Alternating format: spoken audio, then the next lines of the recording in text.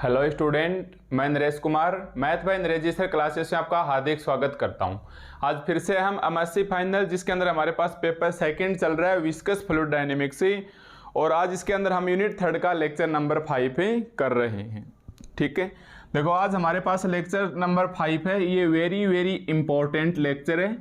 आज इसके अंदर जो टॉपिक है ये लगभग हर साल एग्जामिनेशंस के अंदर पूछ लिया जाता है। तो सबसे पहले आप हेडिंग डालोगे, flow due to a plane wall suddenly set in motion. ठीक है, flow due to a plane wall suddenly set in motion. और ये दूसरा किस नाम से जाना जाता है? स्टोक्स की फर्स्ट प्रॉब्लम। जस्ट इसके बाद जो नेक्स्ट लेक्चर आएगा वो होगी स्टोक्स की सेकेंड प्रॉब्लम। तो ये आप हेडिंग डालेंगे सबसे पहले हमारे पास है कि flow due to a plane wall suddenly set in motion. ये हमारे पास जेपीएस की बुक में पेज 122 के ऊपर है, टॉपिक 4.12। अगर बुक नहीं है तो कोई दिक्कत नहीं, आप यहाँ से ये काम चला सकते हैं। ठीक है, तो सबसे पहले ऊपर आपकी हेडिंग होनी चाहिए और इसे आप ध्यान रखोगे। इसका क्वेश्चंस एग्जामिनेशंस के अंदर कैसे आता है ये मैंने लिख रखी है। 3 प्रकार से ये क्वेश्चंस घूम के आता है। तो हेडिंग ये रहेगी, प्लेन वॉल सडनली सेट से भी याद रखोगे और स्टोक की फर्स्ट प्रॉब्लम से भी आप याद रखोगे। तो हमारे पास पहला क्वेश्चन आएगा, what is Stoke first problem, discuss it. इसके अंदर कुछ भी नहीं लिख के देगा, केवल यहां से आप पहचानोगे कि स्टोक्स की फर्स्ट प्रॉब्लम है और डिस्कस इट। ठीक है, इसके बारे में आप डिस्कस कीजिए। ओके, सेकंड क्वेश्चन है हमारे पास, discuss the flow due to a plane wall suddenly set in motion. ठीक है, डिस्कस टू, यहां से आपको पहचान में आ जाएगा कि discuss the flow due to a plane wall. ये यहां से देख लो, flow due to a plane wall suddenly set in motion. ये तो पूरा टॉपिक ही दिख गया। In it's on plane in an infinite mass of viscous incompressible fluid which is otherwise at rest. जब हम इसका प्रूफ करेंगे डेरिवेशन, उस वक्त ये काम में ले लेंगे। In it's on plane in an infinite, या इज एन इनफाइनाइट कर लो, is an infinite mass of viscous incompressible fluid which is otherwise at rest. और आप देख चुके विस्कस इनकम्प्रेसिबल फ्लूइड इस पेपर के लगभग हर यूनिट के हर एक क्वेश्चंस के अंदर आ रहा है।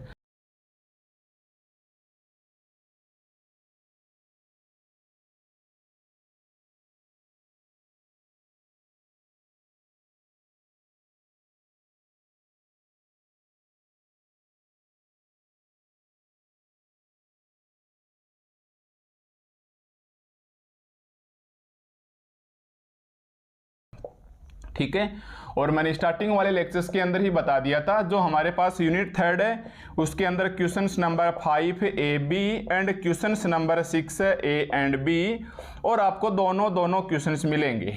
यस, आपके पास चॉइस रहेगी कि मैं ये वाला करूं या ये वाला करूं, जो भी आपको अच्छा लगे। और मेरे हिसाब से सारे इजी हैं। लगभग ये 5वां लेक्चर चल रहा है, 6 और 7 2 लेक्चर्स और बनेंगे, ये यूनिट हमारे पास कंप्लीट ही हो जाएगी। तो ये हर एक क्वेश्चन आपको एग्जामिनेशंस में देखने को मिल जाएगा।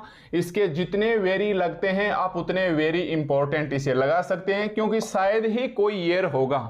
जैसे अगर मैं बात करूं कंटिन्यू, 2021 में आया था, 2000 हमारे पास 19 में आया था, 2000 हमारे पास 18 में आया था, 2015 में आया था, 2013, 2012, ऐसे लगातार ये आ रहा है। ठीक है, 2020 में कोविड की वजह से हुई नहीं, इसलिए मान लो उसमें भी आया था ये। तो कंटिन्यूसली मतलब ये यहाँ भी आ सकता है, यहाँ भी आ सकता है, यहाँ भी आ सकता है। तो तीनों ही प्रकार के क्वेश्चंस की लैंग्वेज घूम के आती है। कभी स्टोक की फर्स्ट प्रॉब्लम नाम से दे देता है, ये ज़्यादा इंपॉर्टेंट है, या मैक्सिमम हाँ ये सीधा दे तो सही है, क्वेश्चंस दिख जाएगा। Discuss the flow due to a plane wall suddenly set in a motion. तो आप पीछे के 10 ईयर्स के आपके पास सॉलिड पेपर होंगे, उसमें आप अगर लैंग्वेज देखेंगे तो ये 2 या ये रहता है, ये भी देने का चांसेस रहता है, इसका कम रहता है। फिर भी 2 बार इसको लिख के दिया है। ठीक है, तो सबसे पहले तो आप इसका क्वेश्चन ही लिखिए ताकि एग्जाम में उलझन दूर हो। चलो, ऊपर वाला क्वेश्चन पहचान जाओगे कि स्टोक्स की फर्स्ट प्रॉब्लम है, टॉपिक के नाम से है। ये वाला पहचान जाओगे, flow due to a plane wall suddenly set in motion, से टॉपिक के अकॉर्डिंग है। ओके, तो सबसे पहले हम जो पढ़ रहे हैं वो हम एग्जामिनेशंस में किस प्रकार पहचानेंगे, क्या हमें आंसर्स करना है। बहुत ही सिंपल टॉपिक है। यस, ये बहुत ही सिंपल टॉपिक है, स्टोक्स की फर्स्ट प्रॉब्लम। अगर आप इसे सही तरीके से समझोगे तो ये आसानी से समझ में आ जाएगा। ठीक है, नाम से ही स्पष्ट है, इसके अंदर बहुत सारे तथ्य इसके अंदर छुपे हुए हैं। तो अब आप पढ़िए एक बार टॉपिक को। अब आप हेडिंग आपने लिख लिया होगा, इसके नीचे आपने तीनों ये क्वेश्चन से लिख लिए होंगे। अब देखो हमारे पास ही क्या कह रहा है, टॉपिक की flow due to a plane wall suddenly set in motion. ठीक है, ये सडनली शब्द है, ये यहाँ पर हमारे पास काफ़ी काम में आएगा। Suddenly set in motion. Okay, जैसे आप ऐसे समझो कि हमारे पास ऐसे एक प्लेट है। ठीक है भाई, हमारे पास ऐसे एक प्लेट है ना। हर बार की तरह पहले तो इसके अंदर विस्कस इनकम्प्रेसिबल फ्लूइड होगा। डायग्राम बनाइए मत, केवल और केवल आप एक बार इसे समझिएगा। ठीक है भाई, ये हमारे पास माना कि इसके अंदर एक वही हर बार की तरह एग्जांपल लेते हैं, नहर का पानी जा रहा है। ठीक है, ये हमारे पास नहर का पानी जा रहा है। आज ऐसे करो कि इसके ऊपर एक प्लेन वॉल रखी हुई है, या प्लेट मान लो, प्लेन वॉल मानो या प्लेन प्लेट मान लो। जैसे इसके ऊपर ये रखी हुई है। ठीक है, पानी शांत है। आप एक बार मान के चलो कि पानी है हमारे पास है, या फ्लूइड है, वो रेस्ट के ऊपर है। हालांकि विस्कस फ्लूइड में रेस्ट पे होता नहीं है, फ्लो में होना चाहिए, बट हम मान के चलेंगे एक बार हमारे पास पानी क्या है, शांत है। अब मैं क्या करता हूँ, ये जो प्लेट है सडनली मैं इसको आगे की ओर खिसका दूँ, या मान लो एक बार इधर ले जाऊँ।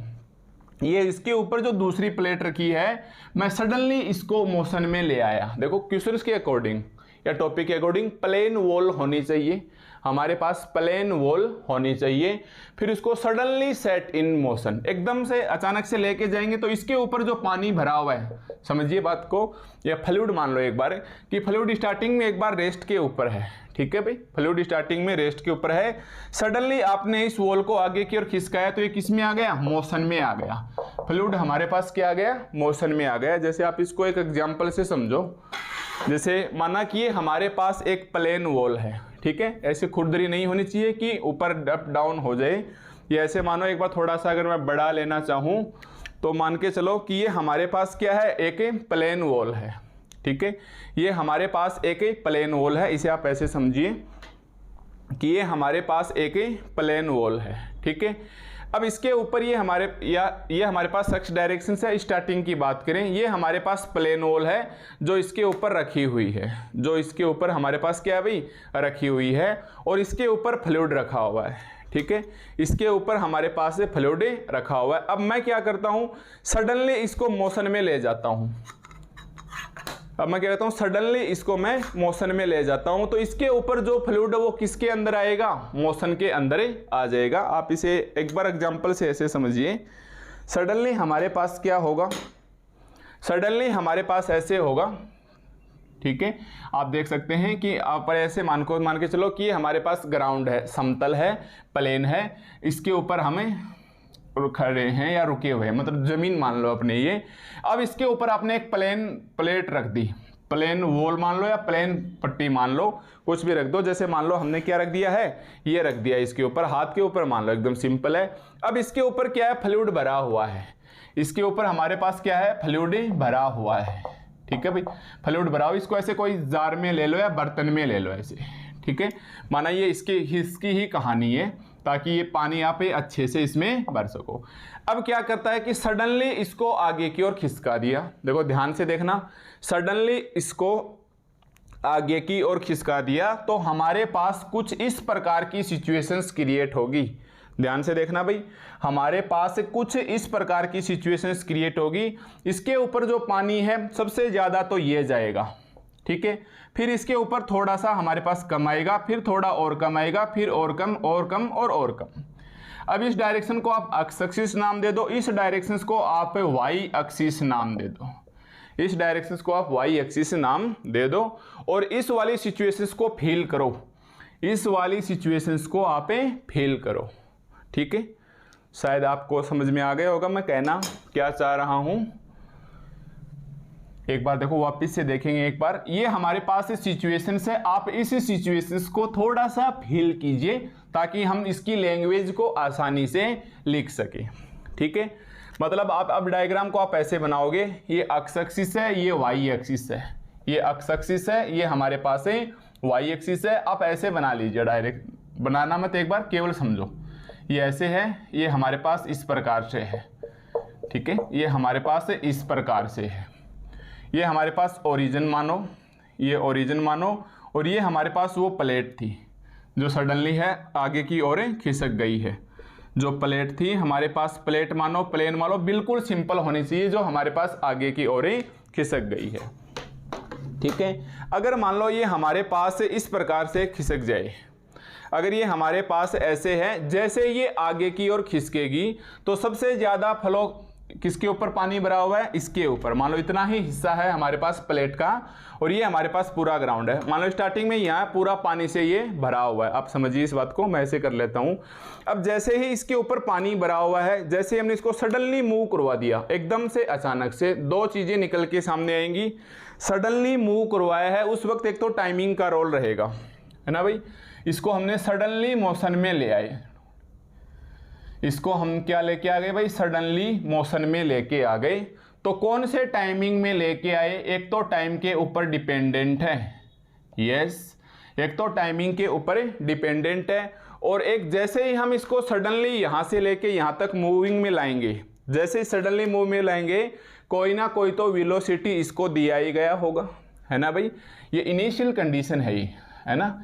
इनिशियल का मतलब समझते हो ना, बिल्कुल प्रारंभ में ये बात है कि जैसे ही हम सडनली मूविंग मोशन में ले जाएंगे या मूविंग करेंगे तो हमारे पास टाइमिंग के ऊपर डिपेंड होगा, और ये हमारे पास वेलोसिटी होगी, कुछ ना कुछ इसको वेलोसिटी स्टार्टिंग में देनी होगी, और वो वेलोसिटी हम कितनी भी दें एक बार के लिए तो वो कांस्टेंट है। जैसे इसको किसी भी नाम से प्रेजेंट कर दो, जैसे बुक में आपके यू नोट से लिखा है तो हमने एक बार यू नोट से वेलोसिटी को डिनोट कर दिया है, ठीक है। समझिए हमारे पास ये हमारे पास ग्राउंड है, ठीक है, इसके ऊपर ये रखा हुआ है प्लेन, और इसके ऊपर वाटर भरा हुआ है। आप 3D में इमेजिन कीजिए इसको। अब मैं ऐसे समझाने की कोशिश करता हूँ। अब इसके हिस्से के ऊपर जो पानी भरा हुआ है, ऐसे समझो ये जो पानी भरा हुआ है, इसको सडनली मोशन में ले गए तो सबसे ज़्यादा पानी हिलेगा कि नहीं हिलेगा, इधर से।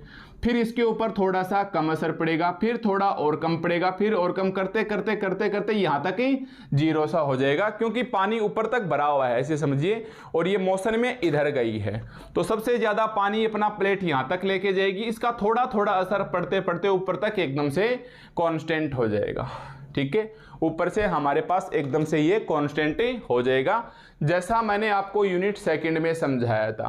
कैसे समझाया था, यूनिट सेकंड में जस्ट इसका अपोजिट था, यस। यूनिट सेकंड के अंदर क्या था हमारे पास, जस्ट इसका अपोजिट था। और अगर मैं आपको ध्यान दिलाना चाहूं तो वहां हमारे पास दो प्लेट हुआ करती थी, एक प्लेट ये हुआ करती थी, दूसरी प्लेट हमारे पास ये हुआ करती थी, और दोनों प्लेटों के बीच में डिस्टेंस हम एच मानते थे, है ना, जिसमें अपने plane Gawti flow, plane पॉइजले flow वगैरह आपको दिख जाएंगे, ठीक है। अब हम क्या करते थे कि ऊपर व नीचे वाली प्लेट को तो फिक्स रखते थे, नीचे वाली प्लेट को तो हमें फिक्स रखते थे। अब ऊपर वाली प्लेट को मोशन में ले जाते थे या मूविंग करवाते थे। तो क्या होता था, जैसे ऐसे समझो कि आप नहर में पानी को ऐसे खिसका रहे हो आगे की ओर, ठीक है, या अपने बर्तन में पानी या नाली में पानी, बहुत बार अगर अपने घर पे साफ करते हैं तो पानी निकालते हैं तो वाइपर से ऐसे करते रहते हैं, मतलब नीचे से भरा हुआ ऊपर से खिसकाएंगे तो सबसे ज़्यादा तो जाएगा ऐसे, फिर नीचे से उसका थोड़ा कम हिलेगा, और कम और कम, जितनी पानी गहराई होगी लास्ट में आते आते ये हो जाएगा। मतलब कुछ इस प्रकार से जाएगा, मतलब कुछ इस प्रकार से जाएगा। ये इसका जस्ट उल्टा है, इसे पकड़ो और उल्टा कर दो, क्योंकि आज ये इसमें तो हम पानी को ऊपर से धकेल रहे थे, आज हम पानी को नीचे से धकेल रहे हैं, और बिल्कुल अचानक से, ठीक है। पानी शांत था, कोई दिक्कत नहीं थी, यहाँ प्लेट हमारे पास ही रखी हुई थी, ठीक है। मानो ये हमारे पास एक बर्तन का जार है, इसमें पानी भरा हुआ ऊपर तक, ये हमने इसके अंदर एक प्लेट रखी, इसके ऊपर भी पानी है। जब तक कोई हलचल नहीं होगी तब तक ये बिल्कुल शांत रहेगी। सडनली इसको मोशन में ले गए, तो सडनली ले जाने का मतलब है कौन से टाइमिंग के ऊपर लेके गए और कितना वेलोसिटी दिया। ध्यान से देखिए, कौन से टाइमिंग में लेके गए, कितना हमारे पास इसका वेलोसिटी रहा। अब आप ये भी बोल सकते हो कि जब हम इसको सडनली मोशन में लेके जाएंगे, पानी आगे की ओर जाएगा तो कितना प्रेशर होगा, है ना। अगर हम पानी आगे की ओर लेके जाएंगे हमारे पास कितना उसका प्रेशर होगा, क्योंकि भाई वेलोसिटी देंगे तो प्रेशर तो आएगा ही, कितने प्रेशर से ये आगे जा रहा है। उस वक्त इस सिस्टम के ऊपर कोई फोर्स लग रहा है क्या, मतलब इस पूरे सिस्टम्स का या इस प्लेट की भार की वजह से, इस प्लेट की भार की वजह से, मतलब इसका क्या, इसका कोई बॉडी फोर्स है क्या, इसका हमारे पास कोई बॉडी फोर्स ही है। ऐसे छोटे छोटे इन 4 फैक्टर के ऊपर ये डिपेंड करेगा। ठीक है, तो मेरे हिसाब से आप समझ सकते हैं इसको, ऐसी कोई दिक्कत नहीं होनी चाहिए कि इस प्रकार से ये हमारे पास सडनली सेट इन मोशन के अंदर आएगा। ठीक है, तो ये हमारे पास एक बाजार है। अब इसको ऐसे कर लो, जैसे मैं ऐसे मान लेता हूँ, ये ऐसे बड़ा सा एक बर्तन है। ठीक है, स्टार्टिंग में ये प्लेट इतनी सी है भाई। ठीक है, एक बार ये प्लेट हमारे पास यहाँ रखी हुई थी, पूरे के अंदर हमारे पास पानी भरा हुआ है, पूरे पतीले के अंदर हमारे पास पानी है वो भरा हुआ है। हमने अचानक से इसको मोशन में लाया तो सबसे ज़्यादा पानी इधर से लेगा, फिर कम करते करते करते करते यहाँ तक आ जाएगा। ठीक है, ये डायरेक्शन कौन सी है, एक्स। ये डायरेक्शन कौन सी है, वाई। किस किस के ऊपर डिपेंड है, टाइमिंग के ऊपर डिपेंड रहेगा। ध्यान देना, ये एक ऐसा टॉपिक है, या एक suddenly due to flow due to a plane wall suddenly set in motion, timing का ही रोल है इसके अंदर। कौन से टाइम में हमने सडनली मूव किया, तो ये हमारे पास किसका एक वो बन जाएगा, वेलोसिटी कंपोनेंट होगा कि नहीं होगा। अरे इसके अंदर सडनली हमने दिया तो वेलोसिटी होगा। माना वेलोसिटी हमारे पास स्टार्टिंग में तो यू नॉट है। ठीक है, स्टार्टिंग में हमने इसको कुछ भी वेलोसिटी दी, वो तो हम मान लेंगे कांस्टेंट वेलोसिटी है। पर जैसे ये पानी आगे की ओर बहता जाएगा, अब तो इसको वेलोसिटी मिल ही गई पीछे से, अब ये चेंज होती ही जाएगी। इमेजिन कीजिए थोड़े से रुक के कि हमारे पास स्टार्टिंग में इसका वेलोसिटी, कुछ भी वेलोसिटी दिया होगा, मान लो 20 किलोमीटर पर आवर की स्पीड से हमने इसके ऊपर फोर्स लगाया या प्रेशर दिया। ठीक है, तो उसके अंदर वेलोसिटी जनरेट हुआ, स्टार्टिंग में कांस्टेंट है, तो ये मान लो टाइम t1 के ऊपर है। यहाँ पहुँच के इसकी वेलोसिटी चेंज होगी, यहाँ इसकी वेलोसिटी चेंज होगी, क्योंकि धीरे धीरे फिर ये वापस भी शांत भी तो होगा। यहाँ से हमने इसको चलो मोशन में तो ले आए, पर आगे चलता चलता पानी धीरे धीरे रुक जाएगा, क्योंकि कांस्टेंट वेलोसिटी है। इसका मतलब ये वेलोसिटी आगे चल के स्टार्टिंग में, तो स्टार्टिंग टाइम के ऊपर तो वेलोसिटी क्या है, कांस्टेंट है। स्टार्टिंग टाइम पर तो वेलोसिटी हमारे पास क्या है, कांस्टेंट है, और इसको हम नाम दे देंगे यू नॉट। थोड़ी देर बाद आफ्टर टाइम टी, ठीक है, स्टार्टिंग के टाइम पर मान लो कोई भी समय हो, थोड़ी देर पश्चात आफ्टर टाइम टी वेलोसिटी हमारे पास चेंज हो जाएगी। मतलब कम भी हो सकती है, ज़्यादा भी हो सकती है, लगातार एक वेरिएबल का काम करेगी। हमारे पास एक वेरिएबल का काम करेगी। वेरिएबल समझते हो ना, जिसमें बदलाव आता रहता है। कौन सी डायरेक्शन में करेगी भाई, एक्स डायरेक्शन से हम ले ही जा रहे हैं। पानी इतनी वेलोसिटी इधर लगी, फिर इसके कम लगी और कम लगी, यहाँ आते आते आते मतलब वाई डायरेक्शन का रोल रहेगा, और टाइमिंग के ऊपर तो डिपेंड ही करेगा। तो मान के चलेंगे थोड़ी देर पश्चात हमारे पास वेलोसिटी है वो वेरिएबल बन गया वाई डायरेक्शन का और टी का, क्योंकि यहाँ से हमने सडनली सेट किया तो एक प्रकार से लहर सी आएगी पानी की, वो इस ऊपर तक आएगी। अरे यहाँ से कोई फैक्टर को ले जाएंगे तो फिर धीरे धीरे अंतर सा आएगा, तरंग सी पैदा होंगे, यहाँ तक आएंगे। तो वाई डायरेक्शन में टाइमिंग के ऊपर डिपेंड करेगा। तो ये हमारे पास छोटी छोटी बातें हैं। तो अगर इसको हमने ठीक अगर आपने डायग्राम को अज्यूम कर लिया है तो आप देख सकते हैं कि हम कुछ ऐसा कर सकते हैं। में क्या लिखना है, जो मैंने बोला है उसी को हम एक स्टैंडर्ड लैंग्वेज के अंदर डालेंगे कि ये हमारे पास ही सडनली मोशन में जाएगा, टी के ऊपर टाइमिंग के डिपेंड करेगा, वेलोसिटी पहले कांस्टेंट होगी, बाद में बदल के वेलोसिटी वेरिएबल हो जाएगी। वेरिएबल के लिए भी वाई डायरेक्शन और टाइमिंग के ऊपर रोल रहेगा। क्या इसका प्रेशर का इफेक्ट पड़ेगा, क्या इसका बॉडी फोर्स होगा, इन सब चीज़ों के ऊपर हम ध्यान देंगे। ठीक है, तो सबसे पहले हमें एक डायग्राम बनाना है, और आप इस डायग्राम को इस प्रकार से बनाइए कि ये हमारे पास एक प्लेट है। ठीक है, स्टार्टिंग में आप डायग्राम ही बनाइए। मैं थोड़ा सा इसे इस प्रकार से बना देता हूँ। ठीक है भाई, आप एक प्रकार से ऐसे प्लेन वॉल जैसे दीवार जैसी कुछ लगनी चाहिए। जैसे ये हमारे पास प्लेन वॉल आ गया है। अब हम इसको एग्जाम की दृष्टि से बनाएंगे। ठीक है, ये माना कि हमारे पास अक्ष एक्सिस है, ये माना हमारे पास अक्ष एक्सिस है, और यहाँ से मान लो ये हमारे पास वाई एक्सिस है। ठीक है, ये हमारे पास वाई एक्सिस है। आप पहले ही ऐसे बना देना पैराबोला शेप जैसी, फिर ऐसे ले आना, ये लो, ये और ज़्यादा आ गया, ये और ज़्यादा आ गया। ऐसे करते करते अब इसको उल्टा पढ़ोगे आप। यहाँ से हमने इस प्लेन को क्या किया था, ये हमारे पास एक प्लेट है, ठीक है भाई, ये हमारे पास एक प्लेट, ऐसे बना देना अब। या ये भी नीचे वाली भी प्लेट जैसी लग रही है, कोई बात नहीं, एक ही बात है। ये हमारे पास हमने खिसकाया नीचे सबसे ज़्यादा, फिर कम, फिर कम, फिर कम। मान लो किसी टाइम पे ये वेलोसिटी डिस्ट्रीब्यूशन क्या होगा, u है वो वेरिएबल होगा y एंड t का। u है जो वेलोसिटी डिस्ट्रीब्यूशन से टाइमिंग के ऊपर है, y और t का। लैंग्वेज में लिखेंगे, टेंशन मत लो, केवल इतना बनाना है। पहले ये ऐसे था, जैसे ही टाइमिंग t ग्रेटर 0, हेलो ध्यान से, t बराबर 0 मत कर देना, क्योंकि जैसे ही मोशन में लाएंगे उस वक्त कोई ना कोई टाइमिंग होगा, तो t ग्रेटर 0 होना चाहिए। स्टार्टिंग में वेलोसिटी u नोट, ठीक है, और कैपिटल U नोट ले लो। स्टार्टिंग में यहाँ वेलोसिटी कंपोनेंट कितना है, u नोट, यहाँ और ऊपर जाके बदल जाएगी, ठीक है। ये हमारे पास एक कांस्टेंट है, लिख लेना पहले ही, बाद में कुछ और समझ बैठोगे इसे, कि यहाँ स्टार्टिंग में वेलोसिटी जैसे सडनली मोशंस में लाए हम इसको, प्लेट को खिसकाया, उस वक्त इसको हमने कांस्टेंट वेलोसिटी दिया, फिर ये चेंज होती रही कौन से डायरेक्शन के अंदर, along x axis y direction में uy इंटू टी। अब इसी बात को हम लैंग्वेज में लिखेंगे, तो ये टाइमिंग के ऊपर डिपेंड आ गया, स्टार्टिंग की वेलोसिटी कांस्टेंट आ गई, सडनली ये मोशन करेगा और हमारे पास प्रारंभिक इनिशियल कंडीशन क्या होंगी, इन सब को हम लैंग्वेज में लिखने वाले हैं। फिर हमारे पास क्या प्रेशर का रोल रहेगा, क्या बॉडी फोर्स होगा, इन सब बातों पे हम छोटी छोटी लैंग्वेज हम इसके अंदर लिखेंगे, ताकि मैंने जितना भी वर्ड्स बोले हैं अभी इतनी टाइम में वो आप यहाँ उतार सकें, ठीक है। तो चलिए अब हम लैंग्वेज लिखते वक्त सबसे पहले स्टैंडर्ड लैंग्वेज का इस्तेमाल करेंगे। तो आप लिखिए हमारे पास यहाँ से ऊपर ही ऊपर तो आप बनाएंगे डायग्राम, ठीक है, चाहो तो ये हटा सकते हो, ऐसे भी छोड़ सकते हो, कोई दिक्कत नहीं है। सबसे पहले लिखेंगे this is an example of,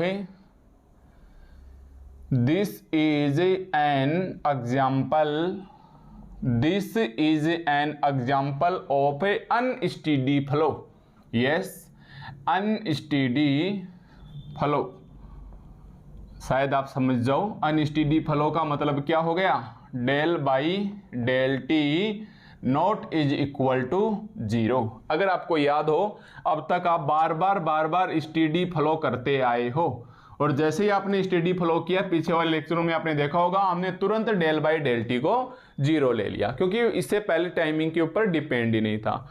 ये पहला एग्जाम्पल ऐसा है इसके अंदर जो टाइमिंग के ऊपर डिपेंड है, तो स्टेडी की बजाय अनस्टेडी कर दो और नॉट 0 की बजाय नॉट इक्वल 0 कर दो। तो लिखिए this is an example of unsteady flow which result due to impulsive motion, which result due to impulsive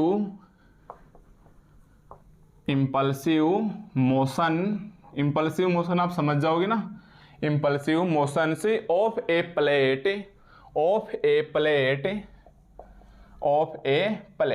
बस इतना रुक जाओ आप एक बार, ताकि हमारी लैंग्वेज है वो बहुत ही अच्छे से मैं क्लियर कर सकूं। देखिए हमारे पास अनस्टेडी फ्लो है, ठीक है, टाइमिंग के ऊपर डिपेंड है। स्टेडी होता तो del by del t is equal to 0 कर देते, अनस्टेडी है मतलब 100% टाइमिंग के ऊपर डिपेंड करेगा। तो लास्ट तक हमारे पास टाइमिंग का इसके अंदर रोल रहेगा। अब हमने क्या लिखा, this is an example of unsteady flow I del by del t not is equal to 0 which resulted due to impulsive motion of a plate, which resulted due to impulsive motion से of a plate, इधर ही लिख लेता हूं मैं, of a plate, ठीक है। अब impulsive वैसे होता है आवेग, वैसे होता है आवेग होता है। impulsive फोर्स आपने पढ़ा होगा मैकेनिक्स में एमएससी प्रीवियस के अंदर, बट इस नॉर्मल जनरल लाइफ में हम बात करें तो impulsive आवेग बोल दो या आवेश में बोल दो, आवेग बोल दो या आवेश में बोल दो या ताव में बोल दो। हम नहीं होते कभी कभार कोई गुस्से में आ जाता है कि भाई क्यों आवेश में आ रहा है या क्यों ताव में आ रहा है, तो मतलब ये प्लेन वॉल सडनली सेट था, अचानक से ताव में आके खिसक पड़ी, है ना, अचानक से सडनली मतलब एकदम से इम्पल्सिव आ गई या ताव में आ गई, या जोश में बोल दो कि बिल्कुल शांति और सडनली प्लेट जोश में आई और आगे की ओर चली गई, ठीक है। तो यही है बस, ये रिजल्ट कहाँ से लाए? Due to impulsive motions of a plate. ध्यान देना, ये प्लेट थी, ये सिंपल एकदम प्लेन प्लेट है, इसकी वजह से। तो इम्पल्सिव जनरल लाइफ वाला ही एक प्रकार से वर्ड है कि भाई क्यों जोश में आ रहे हो। तो ये प्लेट थी, शांत थी, अचानक से ये जोश में आ गई, ताव में आ गई या इम्पल्सिव मोशंस में आ गई ऑफ ए प्लेट। अब आगे की लाइन है वो हम क्वेश्चंस में ही देख के लिखेंगे। यस, और आप याद रख लेना, क्योंकि आपने देखा होगा 3 क्वेश्चंस लिखवाए हैं मैंने अथवा लगा के। सेकंड वाला क्वेश्चंस देखो आप, ऊपरी ऊपर क्वेश्चंस तो था कि डिस्कस से, इसको मत भूल जाना भाई, स्टोक्स को। ये सारी कहानी जो मैं आपको बता रहा हूँ ये स्टोक्स ने बताया, और एक बार नहीं 2 बार बताया। पहले ये फर्स्ट प्रॉब्लम है, फिर नेक्स्ट, या ये इसमें टॉपिक पूरा नहीं होगा, आगे नेक्स्ट से नेक्स्ट लेक्चर्स के अंदर ही हम स्टोक्स की सेकंड प्रॉब्लम के बारे में बात करेंगे। ठीक है, तो मैं जितनी बता रहा हूँ मैं तो बस एक माध्यम हूँ, इसी को एक्सप्लेन कर रहा हूँ। जिन्होंने ऐसे ऐसे बताया था भाई ठीक है, स्टोक ने ऐसे ऐसे बोला है। अब सेकंड नंबर का क्वेश्चन आप देखिए, जो मैंने लिखवाया था उसी की हम इसके अंदर लाइन लिखेंगे कि which result due to impulsive motion of a plate in it's on plane. In its, अब क्वेश्चन में देखना आप ये लाइन, इन इट्स, ऐसी कैसी लाइन मिल जाएगी? In it's on plane. On plane मतलब उसी प्लेन के ऊपर जो प्लेट है वो खिसक गई। इन एन इनफाइनाइट मास दे रहा है, ऐसा कैसा है क्वेश्चन में? In an infinite mass, in an infinite mass of viscous incompressible fluid, of viscous incompressible fluid, of viscous incompressible fluid, of viscous incompressible fluid which is otherwise at a rest, which is otherwise, which is otherwise, which is otherwise at a rest, which is otherwise at a rest। ठीक है, अब ये language है, यहाँ से आपके questions में ही देखने को मिल जाएगी। अगर सेकंड क्वेश्चन देता है तब तो आप यहीं से लिख के दे दोगे, in it's on plane in an infinite mass of viscous incompressible fluid which is otherwise at a rest. अगर पहला क्वेश्चन देता है स्टोक की डिस्कस स्टोक्स फर्स्ट प्रॉब्लम, या what is Stokes first problem, discuss it, तो आपको याद रखनी होगी। अगर तीसरा क्वेश्चन देता है discuss the velocity distribution starting flow in plane Couette motion, तो भी आपको ये लाइनें याद रखनी होगी। तो मैं यहाँ से एक प्रकार से थोड़ा सा ध्यान रखना, सेकंड क्वेश्चन देगा तो आपके लिए अच्छा होगा, या फिर आप याद रख सकते हो, इतनी कोई बड़ी बात नहीं। ये इसी को बता रहे हैं कि इसके ऊपर ऑन प्लेन मतलब इसी प्लेन के ऊपर जो दूसरी प्लेट रखी हुई है वो इनफाइनाइट मास है ऑफ विस्कस इनकम्प्रेसिबल फ्लूइड के लिए, अदरवाइज वह रेस्ट के ऊपर है, अदरवाइज वह रेस्ट के ऊपर है। ठीक है, तो स्टार्टिंग की 4 लाइन आप ऐसे लिखना। इसके अंदर सबसे इंपॉर्टेंट बात है वो है टाइमिंग को लेके। टाइमिंग है हमारे पास स्टेडी नहीं अनस्टेडी फ्लो है, और अनस्टेडी का मतलब होता है del by del t not is equal to 0, del by del t not is equal to 0।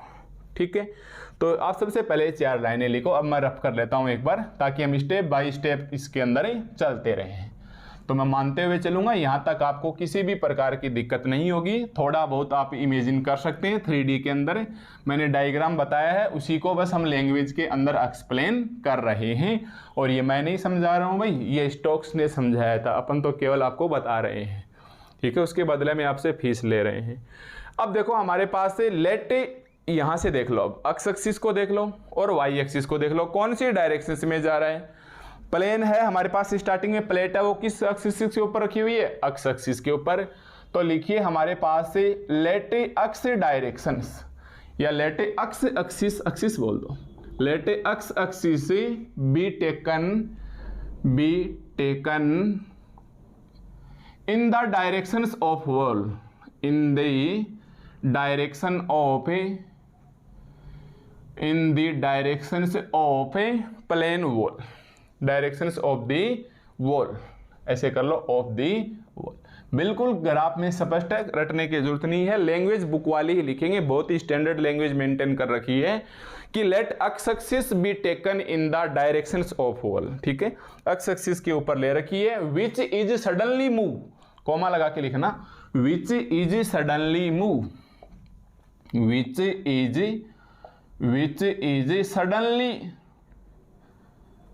Is suddenly move, कहां से, फ्रॉम रेस्ट। ठीक है, फ्रॉम रेस्ट। पहले वो हमारे पास रेस्ट थी, सडनली वहां से मूव कर गई and moves with a constant velocity and moves with a constant velocity you note, constant velocity you note. ठीक है, तो आप देख सकते हैं बिल्कुल क्लियर है। डायग्राम के अंदर हमारे पास जो प्लेन है ये यहाँ एक्स एक्सिस के ऊपर रखा हुआ है, तो हमने ले लिया let x axis be taken in the directions of fall which is suddenly move from rest. यहाँ से सडनली मूव कर गई, उस वक्त ये वेलोसिटी कितनी लेके गई, कांस्टेंट वेलोसिटी। पहले लिख देता हूं मैं कांस्टेंट वेलोसिटी यू नोट, ताकि आप आगे चल के डिफरेंशिएशन वगैरह करें तो यू नोट को कांस्टेंट मान सके। ठीक है, वाई एक्सिस कहाँ है भाई, लेट वाई एक्सिस आप बताइए एक्स एक्स के परपेंडिकुलर है कि नहीं। Let y axis to be perpendicular.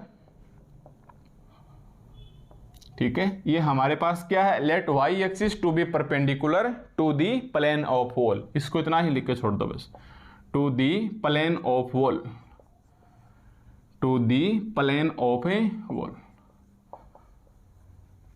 Plane of a wall. ये जो हमारे पास जो प्लेन वॉल है उसके ऊपर क्या है, ये परपेंडिकुलर है।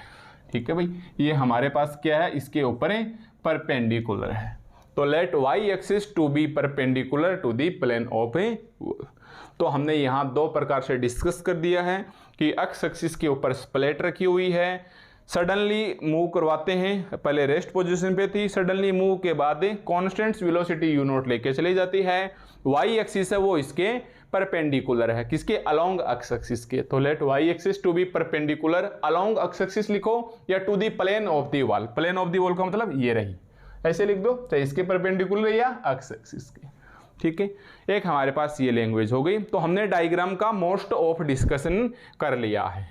ओके भाई, तो 4 लाइनें आपको ये लिखनी थी, 4 लाइनें आपको ये पहले लिखनी थी। बहुत ही सिंपल टॉपिक है, इसे बनाएंगे सिंपल। स्टोक्स ने इसे बहुत ही शानदार तरीके से एक्सप्लेन किया था। हालांकि इन्होंने काम में बहुत सारी चीज़ें ली थी। नावियर स्टोक इक्वेशंस जो आपने यूनिट फर्स्ट में पढ़ी होगी या पढ़ोगे, उसके अंदर की कुछ इक्वेशंस भी इन्होंने काम में लिया था।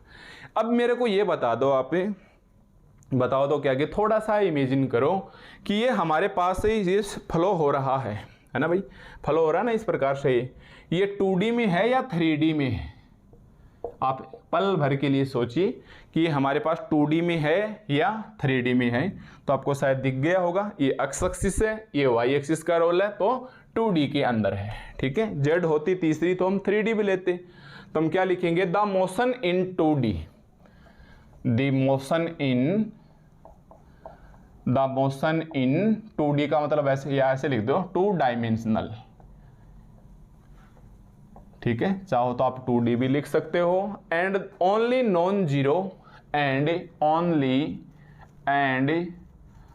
ओनली नॉन जीरो, एक ही कंपोनेंट ऐसा है, only non zero component of velocity,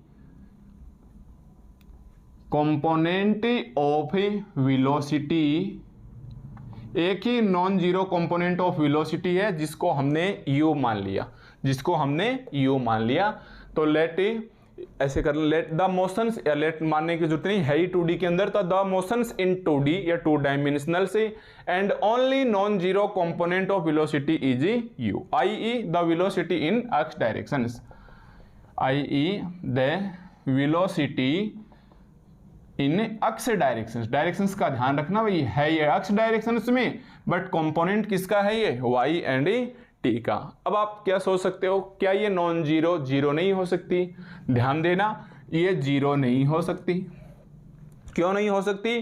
क्योंकि अगर जीरो रह गया तो अपने पास ये पानी है, ये शांत हो जाएगा, एकदम से रुक जाएगा, रेस्ट पे आ जाएगा, तो हमारे पास टॉपिक ही बिगड़ जाएगा, है ना। हमें किस में रखना है, लगातार इसे फ्लो में रखना है। हाँ, ये अलग बात थी कि आज के इस टॉपिक के अंदर, यस, आज के इस टॉपिक के अंदर स्टार्टिंग में ये बिल्कुल रेस्ट के ऊपर था, फिर हमने प्लेट के ऊपर सडनली खिसका दिया, तब ये फ्लो में आ गई। अब ये रुकना नहीं चाहिए, अब वेलोसिटी जीरो नहीं होना चाहिए, वरना हमारे पास यहीं से बिगड़ जाएगा, तो आगे करने का कोई रोल ही नहीं रहेगा। इसलिए मैंने बिल्कुल लिखा है ओनली नॉन जीरो, एक वेलोसिटी ही ऐसा है जिसको मान के चलेंगे कि नॉन जीरो कंपोनेंट है या एक्स डायरेक्शन के अंदर ये वेलोसिटी की डायरेक्शन है। And will be a functions of, ये भी लिखो, and velocity is, and will be a functions of, and will be a function of, and will be a functions of y and t, वाई and टी ऐसे लिख दो ना। आई E U है, ये हमारे पास है यू वाई एंड टी का, और इसे आप नाम दे दो इक्वेशंस नंबर 1। u है हमारे पास से y एंड t, इसे आप नाम दे दो इक्वेशंस नंबर 1। दूसरी डायरेक्शन v 0 है, मान लो 3D होता तो भी w 0 है, इनको आप नाम दे दो इक्वेशंस नंबर 1। ठीक है भाई, तो ये हमने इसका भी डिस्कशंस कर लिया है कि the motions in 2 dimensionals and only non zero component of velocity, केवल और केवल u ऐसा है जो नॉन जीरो होना चाहिए, क्योंकि जीरो होते ही फिर शांत हो जाएगा, दोबारा शांत नहीं करना है। पहले शांत था वो भी एक बड़ी बात है, आपने पहली बार अगर आपने बहुत ही केयरफुली इस विस्कस फ्लूइड डायनेमिक्स के पेपर को पढ़ रहे हो तो आपने देखा होगा यूनिट सेकंड में लगातार पानी चल रहा था, यूनिट फोर्थ में भी लगातार पानी चल ही रहा था। इसके अंदर भी लेक्चर्स 1, 2, 3, 4 देखें लगातार फ्लो के अंदर ही था। आज पहला एग्जाम्पल आपको ऐसा मिला है जो अनस्टेडी था, पहला मोशन ऐसा है जब आपके पास del by del t not is equal to 0 आएगा। ठीक है, लिखा था स्टार्टिंग की 4 लाइनों की लैंग्वेज के अंदर, शुरुआत ही यहीं से की थी। फिर हमने क्या किया, इस प्लेट को सडनली खिसका दिया और इसे फ्लो में ले आए। अब दोबारा से ये 0 नहीं होना चाहिए, इसलिए हमने लिख दिया कि only non zero component of velocity u, i.e. The velocity in x direction में है और will be a function of y and t। ये ऐसे बता दो, u है वो फंक्शन है y ऑफ t का, v वेलोसिटी मतलब y डायरेक्शन 0 और z है ही नहीं, ये आगे काम में लेंगे इसलिए मैंने पहले लिख दिया इसको, हालांकि 2D है इसका कोई रोल नहीं है। ये ऐसे कर दो, w रहने दो एक बार, कहीं आप रटने बैठ जाओ कि भाई w कहाँ से आ गया, मोशन तो आपने 2D में लिखा था, तो u is equal to y and t और v वेलोसिटी इस दर है ही नहीं, v 0 है। ठीक है, केवल और केवल मोशन है वो एक्स डायरेक्शन में है। तो हमारे पास देखिए स्टार्टिंग टाइम वेलोसिटी कॉन्स्टेंट्स का भी हमने जिक्र कर लिया, टाइम t के पश्चात ये वेरिएबल बन गया u, y और t, इसका भी हमने जिक्र कर लिया है।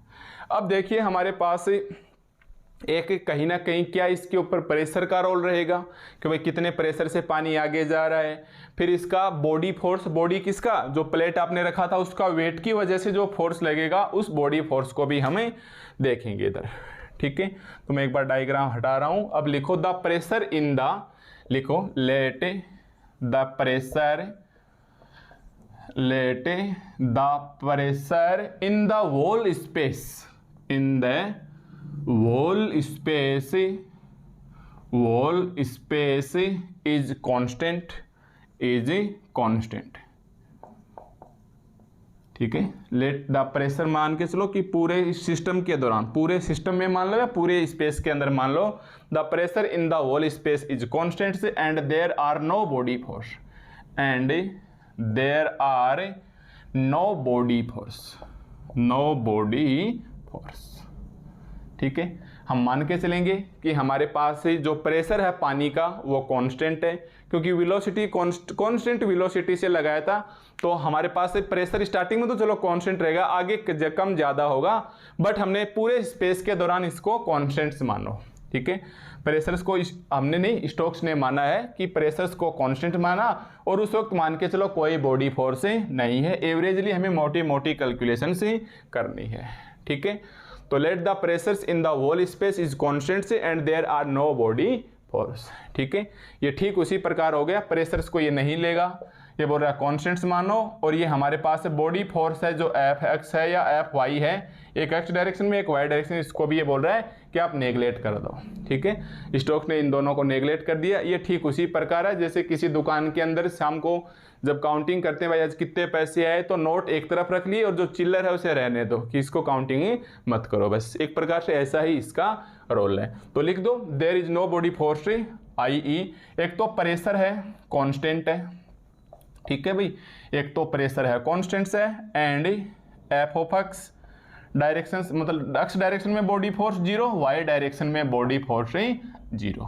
तो एक प्रकार से चिल्लर काउंट नहीं करेंगे, यानी इसका क्या उस जो हमारे पास प्लेट है उसका कितना बॉडी फोर्स है उसको छोड़ दो और प्रेशर को आप रखे रहने दो कांस्टेंट का कांस्टेंट। अब हमने एक एक वर्ड के ऊपर डिस्कस कर लिया है और हम इस निष्कर्ष तक पहुंचे कि हमारे पास ये आ गई है इक्वेशन नंबर 2।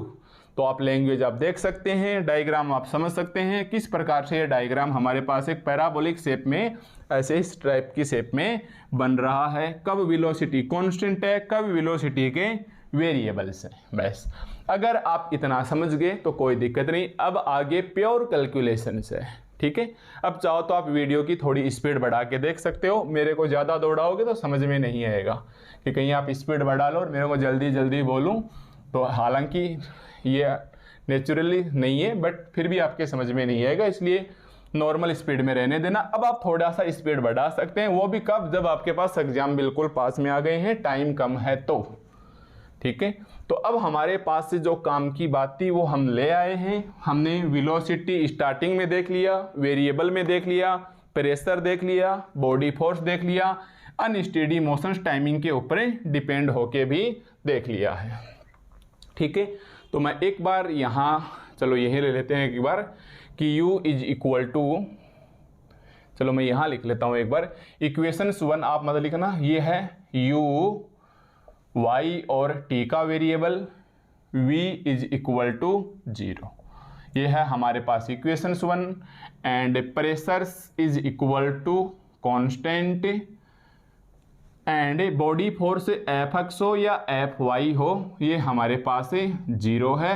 इक्वेशंस नंबर 2 में ले आए और इस बात का ध्यान रखना del by del t not is equal to 0। इसको हमने कोई इक्वेशंस नाम नहीं दिया बट ये अनस्टेडी फ्लो है, ठीक है, अनस्टेडी फ्लो है, अनस्टेडी फ्लो है, मतलब इसके अंदर टाइमिंग का रोल रहेगा।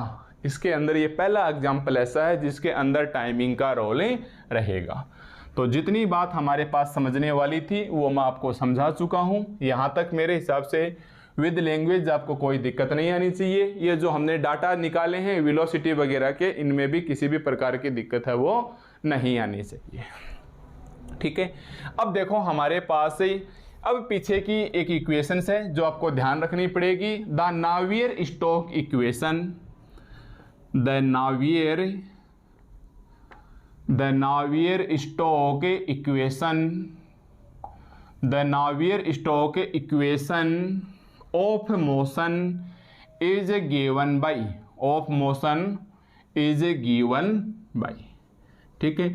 अब ये नावियर स्टोक इक्वेशंस क्या होता है, तो वैसे मैं यूनिट फर्स्ट के अंदर पढ़ा चुका हूँ बट आपने पढ़ने का तरीका कैसे रहेगा, जब भी आप, शायद आपने स्टार्ट भी ऐसे ही किया होगा या नहीं किया है, तो सबसे अच्छा तरीका है इस विस्कस फ्लूइड डायनेमिक्स पेपर को पढ़ने का कि 1 नंबर पे आप यूनिट सेकंड पढ़िए, ठीक है।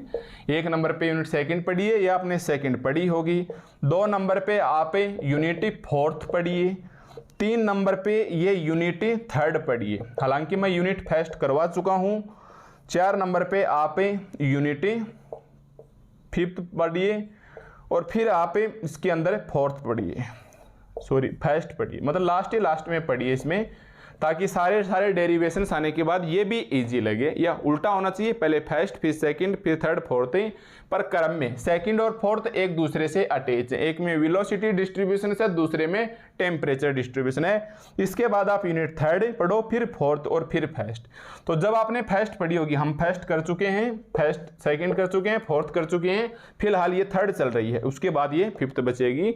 तो अगर आपने फर्स्ट पढ़ी है तो आपने नावियर स्टोक्स इक्वेशंस ऑफ मोशंस जरूर देखा होगा, और जैसे ही हम लिखते हैं नावियर स्टोक्स इक्वेशन ऑफ मोशन को काम में लो तो आप कंफ्यूज हो जाते हैं, क्योंकि वहाँ 3 इक्वेशंस थी, एक कार्टेशियन नोटेशन के रूप में, एक हमारे पास कार्टेशियन नोटेशन के रूप में, दूसरा वेक्टर नोटेशन के रूप में, और तीसरा एक स्टैंडर्ड इक्वेशंस थी। तो यहाँ हम कौन सी काम में लेंगे तो आप इसको याद रखना, इसलिए मैं यहाँ पहले स्टार लगा देता हूँ कि Navier Stokes equations of motions is given by, वो आ जाती है रो और del by del t plus u del by del x. एक बार मैं उसका रूप ही दिख रहा हूँ, अगर यूनिट फर्स्ट पढ़िए तो आपके याद आ जाएगी, v del by del y डब्लू del by del z is equal to rho into f of minus p del p by और क्या आएगा plus mu del two by del x square, del two by del x square plus del two by del y square plus del two by del z square. वो equations का प्रारूप कुछ ऐसा होता था। अब मैं एक्स डायरेक्शंस में लूंगा, यानी कार्टेशियन नोटेशंस के रूप में आपको लिखनी है। तो हमारे पास देखिए डायग्राम जो हमने बनाया था एक्स डायरेक्शन से और वाई डायरेक्शन से। एक्स डायरेक्शन के लिए वेलोसिटी u थी, वाई डायरेक्शन के लिए वेलोसिटी v थी। मैंने लिखना भूल गया, आप चाहो तो लगा सकते हो। एक्स डायरेक्शन में वेलोसिटी u है, वाई डायरेक्शन में v है, या ऐसे तो लिखा ही था u is equal to u not. ठीक है, तो अब आपको क्या लगाना है, स्मॉल u लगाना है। ध्यान से आप यहाँ स्मॉल u लगाओगे, आप यहाँ स्मॉल u लगाओगे, आप यहाँ स्मॉल u लगाओगे, आप यहाँ स्मॉल u लगाओगे।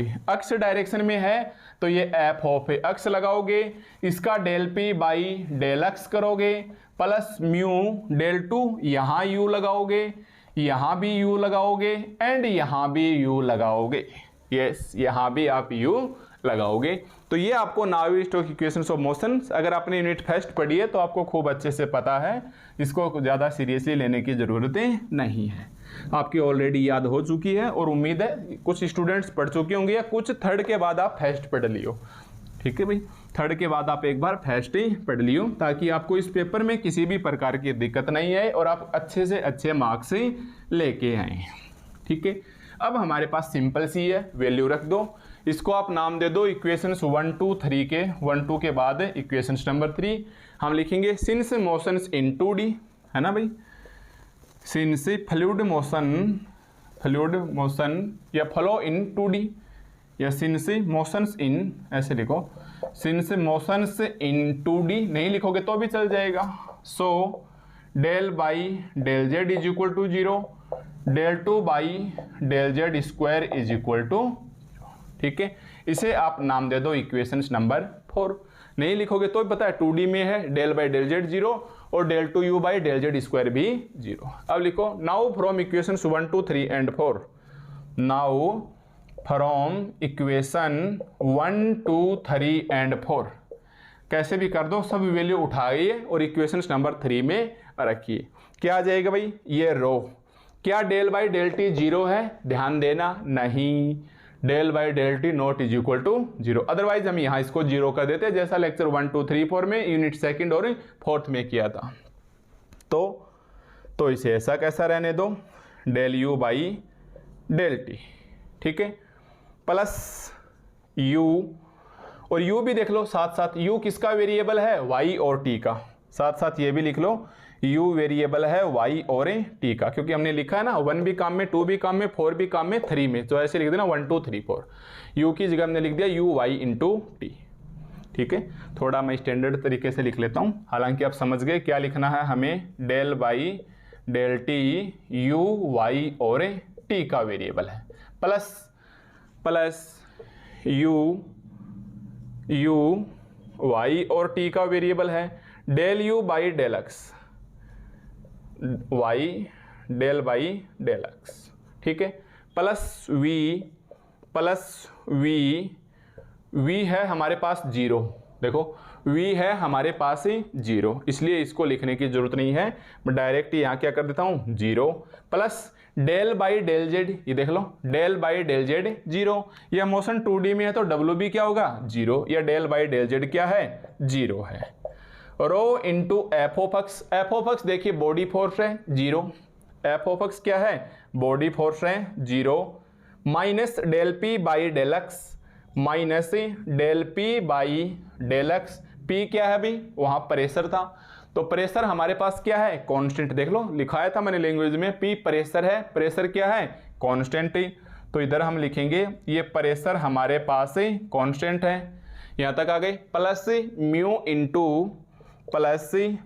Into del two by del x square, del two by del x square, u है मतलब वाई एंड टी है, plus del two by del y square, plus del two by del y square, u है इसका मतलब y and t है, plus del two by del z square, ये 0 है क्योंकि मोशन 3D में है ना, सॉरी 2D में है, तो del 2 by del z square 0 है।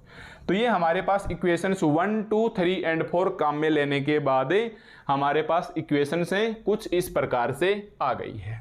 ठीक है भाई, तो ये हमारे पास नावियर-स्टोक्स इक्वेशंस ऑफ मोशंस में रखने के बाद इक्वेशंस नंबर 4 के पश्चात ये हमारे पास कुछ इस प्रकार से इसका रिजल्ट है वो आ गया है भाई। ठीक है, इक्वेशंस 4 के बाद इसका रिजल्ट है वो कुछ इस प्रकार से आ गया है। अब इसे थोड़ा सा सिंप्लीफाई कर लो। सिंप्लीफाई करेंगे तो नेक्स्ट स्टेप में आप लिखना दैट इम्प्लाइज, मैं यहाँ लिख लेता हूँ दैट इम्प्लाइज रो, इसको तो एक बार यू ही छोड़ देते हैं, ये बचेगा del u by del t, del u by del t, फिर साइड में लिख के बता देंगे u is equal to y of t। अब देखिए हमारे पास ये u है y और t का फंक्शन, किसके रिस्पेक्ट में डिफरेंशिएशन करना है भाई, अक्स के रिस्पेक्ट में। इसका मतलब y भी कांस्टेंट, t भी कांस्टेंट, पार्शियल डेरिवेटिव है तो 0, तो ये स्टेप्स भी क्या होगी 0, ये भी 0 और ये भी 0, ये भी 0 और ये भी 0, रो इंटू 0 0, कॉन्स्टेंट का डेरिवेटिव करेंगे 0 प्लस म्यू, तो 0 प्लस 0 प्लस म्यू। ये देखिए y और t का वेरिएबल है, अक्स के रिस्पेक्ट में करते ही 0, तो 2 बार करने की जरूरत ही नहीं है। हाँ, इसको छोड़ दो, ऐसा कैसा, plus del 2u by del y square. ठीक है, आगे 0 और ऐसे लिख दो, ये जो आपने u लिखा है ये एक्चुअली y ऑफ t का वेरिएबल है।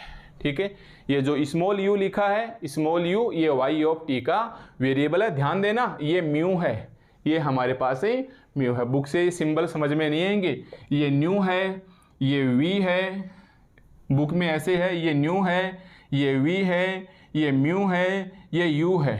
तो ये दोनों सिंबल एक जैसे से नजर आते हैं, ये सिंबल एक जैसे से नजर आते हैं, इसलिए इनका थोड़ा सा ध्यान रखिए, आप समझते जाइए साथ साथ आखिर हम कहना क्या चाह रहे हैं। ठीक है, अब इस रो को इधर ले जाइए, तो ये कितना बचेगा हमारे पास del u by del t mu upon row del 2u by del y square. और अब आपको ये पता ही है, चूंकि न्यू इज इक्वल टू क्या होता है म्यू अपॉन रो, ये भी हम यूनिट पीछे वाले लेक्चर में सीख चुके हैं। ठीक है, इस यूनिट के लेक्चर 3 और 4 में बता चुके हैं, और ज़्यादा याद रखना चाहो तो लिख सकते हो, ये हमारे पास विस्कोसिटी है और ये हमारे पास ही डेंसिटी है, ये हमारे पास विस्कोसिटी है और ये हमारे पास ही डेंसिटी है। ठीक है, तो हम लिखेंगे नेक्स्ट स्टेप में लिखना that implies del u by del t is equal to nu del 2u by del y square. ठीक है, इसको आप नाम दे देना इक्वेशन 5 पे, उधर इधर लिखो where nu is equal to mu upon rho, mu viscosity है और ये हमारे पास से डेंसिटी है। ये भी हम यूनिट फर्स्ट के अंदर से निकाल के लाए थे, या जैसे आप विस्कस फ्लूइड की बुक देखोगे सबसे पहले जो चैप्टर आता है 1 नंबर का, स्टार्टिंग के 1, 2, 3 पेज पे चलोगे तो ये विस्कोसिटी क्या होती है, डेंसिटी क्या होती है, इनके बारे में डिस्कस विस्तार से बता रखा है। ठीक है, तो ये हमारे पास आ गई है एक प्रकार से इक्वेशंस नंबर 5 पे, तो हम पहुंच चुके हैं इस इक्वेशंस नंबर 5 तक। ठीक है भाई, हम आ चुके हैं हमारे पास है इस इक्वेशंस नंबर 5 तक। तो अब इक्वेशंस 1, 2 एक बार कोई दिक्कत नहीं है, काम में आएंगे तो हम पीछे का रिवाइज कर लेंगे। ठीक है भाई, तो लास्ट हम पहुंच चुके हैं del u by del t, del u by del t is equal to nu into del 2u by del y square, del 2u by del y square.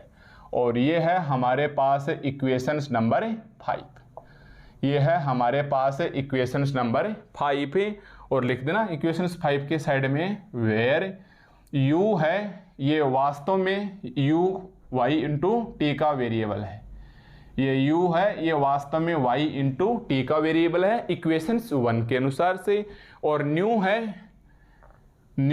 ये